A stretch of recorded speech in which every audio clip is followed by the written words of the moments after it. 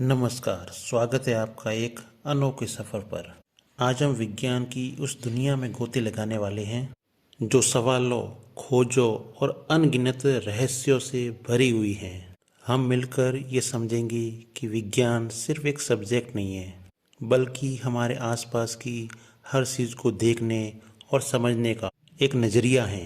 तो चलिए कहानी की शुरुआत एक बुनियादी सवाल से करते हैं। आखिर ये विज्ञान है क्या? क्या ये सिर्फ मुश्किल फार्मूलों और मोटी किताब है या फिर कुछ और? आइए इसकी तह तक चलते हैं। असल में विज्ञान एक दुनिया को देखने का एक खास चश्मा है, एक ऐसा पावरफुल तरीका जो हमें सिर्फ देखना नहीं बल्कि सोचना, समझना और फिर उस समझ के हिसाब से काम करना सिखाता है। ये एक ऐसी चाबी है जो इस विशाल ब्रह्मांड के अनगिनत दरवाजे खोलती है, वो भी परत दर परत। तो फिर ये विज्ञान की जो महान यात्रा है वो शुरू कहाँ से होती है? इसका जवाब एक बहुत ही सरल और एक बहुत शक्तिशाली शब्द में छिपा है, और वो शब्द हम सब के अंदर है। जी हाँ, जिज्ञासा। मतलब जानने की बेचैनी। ऐसा क्यों होता है, वैसा कैसे होता है? रेत के छोटे से कण से लेकर बड़े बड़े पहाड़, या रात में टिमटिमाते हुए तारों से लेकर हमारे शरीर तक, हर वैज्ञानिक खोज के पीछे ना इसी जिज्ञासा की एक छोटी सी चिंगारी होती है। यही वो इंजन है जो हमें सवाल पूछने पर मजबूर कर देता है।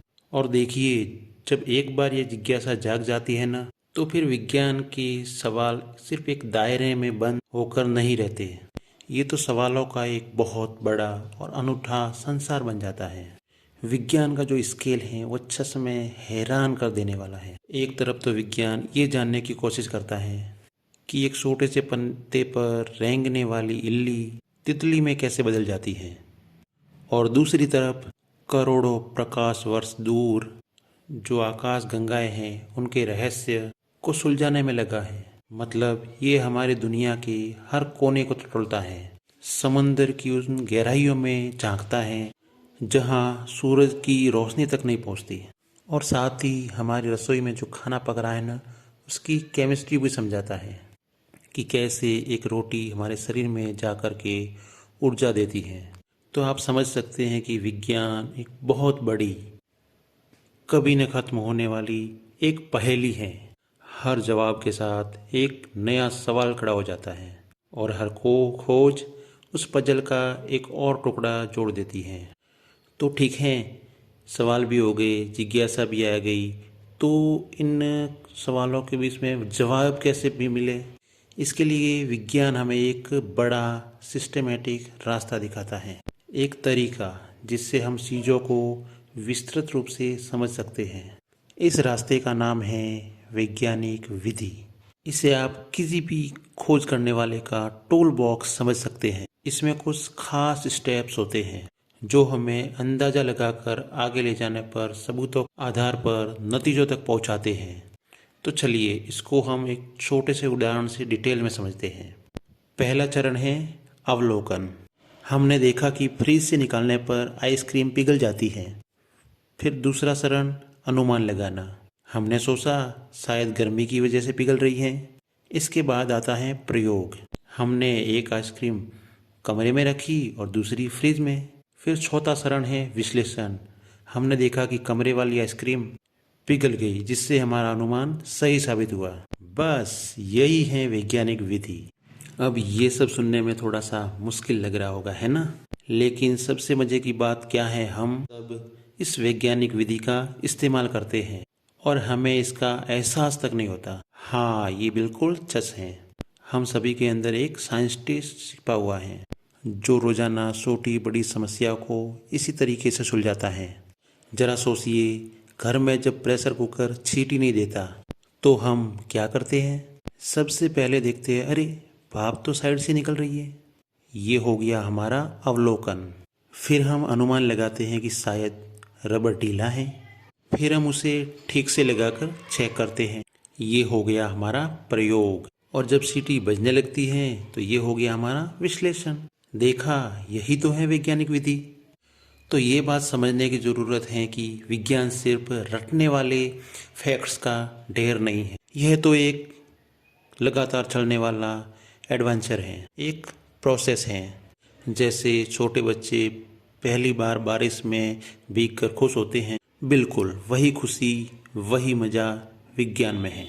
नया खोजने का, कुछ नया करने का, ये दुनिया को एक नई ताज़ा नज़र से देखने का नज़रिया है जो कभी ख़त्म नहीं होता। अब हम पढ़ेंगे इस पाठ के प्रश्न उत्तरों को। तो पहला प्रश्न है, निम्नलिखित में से कौन सा कार्य विज्ञान की खोजों का हिस्सा नहीं है? तो इसका उत्तर होगा, सिर्फ सिद्धांत याद करना है वो विज्ञान की खोजों का हिस्सा है, वो नहीं है। तो इसका सही आंसर होगा सिर्फ सिद्धांत याद करना। अगला क्वेश्चन है, वैज्ञानिक प्रश्न पूछने के बाद सबसे अगला कदम क्या होता है? तो इसके बाद में दूसरा कदम होता है अनुमान लगाना। वैज्ञानिक प्रश्न पूछने के बाद में दूसरा कदम क्या होगा? अनुमान लगाना। अगला सवाल है, विज्ञान में प्रयोग का क्या उद्देश्य होता है? तो इसका सही आंसर होगा अनुमान का सत्यापन करना। अनुमान का सत्यापन करना है वो विज्ञान में प्रयोग का मुख्य उद्देश्य है। अगला सवाल है, विज्ञान के अंतर्गत किस प्रकार की सक्रिय प्रक्रिया शामिल होती हैं? विज्ञान के अंतर्गत किस प्रकार की प्रक्रिया शामिल होती हैं? तो वैज्ञानिक विधि में अवलोकन, अनुमान और फिर होता है परीक्षण। अवलोकन, अनुमान और परीक्षण प्रक्रिया है वो शामिल होती हैं। नेक्स्ट क्वेश्चन है, विज्ञान क्या है? तो विज्ञान सोचने, समझने और कार्य करने का माध्यम है। तो ये इसका आंसर सही हो जाएगा। अगला सवाल है, विद्यालय जाते समय हरदीप के साइकिल के पहिए की हवा निकल गई। इसका वैज्ञानिक कारण क्या हो सकता है? कि साइकिल का आकार बड़ा होने के कारण, टायर में कोई नुकीली वस्तु छुप जाने के कारण, हरदीप का वजन ज़्यादा होने के कारण, या फिर हरदीप द्वारा साइकिल तेज चलाने के कारण। तो इसका सही आंसर होगा कि टायर में कोई नकली वस्तु छुप जाने के कारण इसका सही आंसर हो जाएगा। अगला क्वेश्चन है, विज्ञान को समझने और सीखने के लिए व्यक्ति में कौन कौन से गुण होना आवश्यक है? तो विज्ञान को समझने के लिए जिज्ञासु होना आवश्यक है। तो इसका सही आंसर हो जाएगा जिज्ञासु प्रवृत्ति। नेक्स्ट क्वेश्चन है, विज्ञान में किसी वस्तु, घटना या खोज के निर्णयों पर पहुंचना कब आनंददायक होता है? तो इसका सही आंसर हो जाएगा जब कार्य को समूह में किया जाता है। जब कार्य को समूह में किया जाता है तो विज्ञान में किसी वस्तु, घटना या खोज के निर्णयों तक पहुंचना है वो बहुत ही आनंददायक होता है। नेक्स्ट क्वेश्चन है, रिक्त स्थानों की पूर्ति कीजिए। तो विज्ञान एक व्यापक और अंतहीन पहेली है। क्या है? पहेली जैसा है। एक कैटरपिलर सुंदर तितली में परिवर्तित होती हैं। तीसरी है कि हमारे शरीर की वृद्धि और विकास के लिए भोजन है वो आवश्यक हैं। विज्ञान हमारे प्रश्नों के उत्तर देने में सहायक है। नई वस्तुओं की खोज करने के लिए वैज्ञानिक विधि का उपयोग किया जाता है। नेक्स्ट क्वेश्चन है, पृथ्वी पर किसी सजीव के जीवन के अस्तित्व के लिए क्या क्या आवश्यकताएं हैं? तो पृथ्वी पर सजीव हैं उनके लिए भोजन, पानी, हवा, उचित तापमान और आश्रय किसी भी जीव को जीवित रखने के लिए रखने में मदद करते हैं। तो ये सब चीज़ जो है वो आवश्यक है। अगला क्वेश्चन है, जिज्ञासा शब्द का इस पुस्तक के शीर्षक में क्या महत्व है? तो विज्ञान में जिज्ञासा का अर्थ है कुछ नया जानना और समझने की जो इच्छा।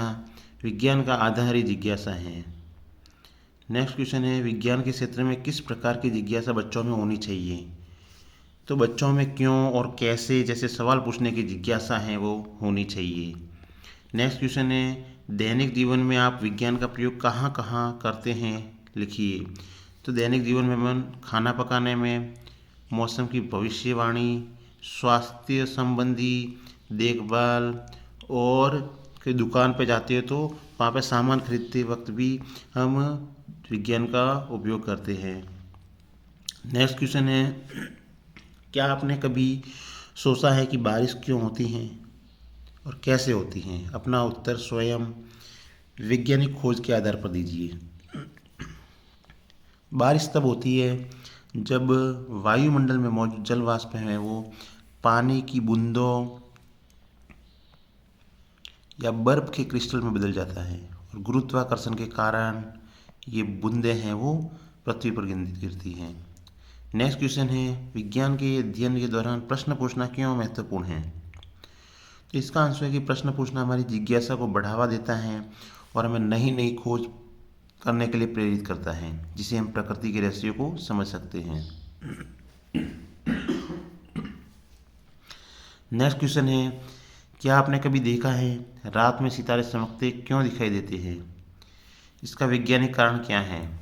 तो पृथ्वी के वायुमंडल का रात के आकाश में प्रभाव पड़ता है, जिससे तारे हैं वो चमकते हुए दिखाई देते हैं।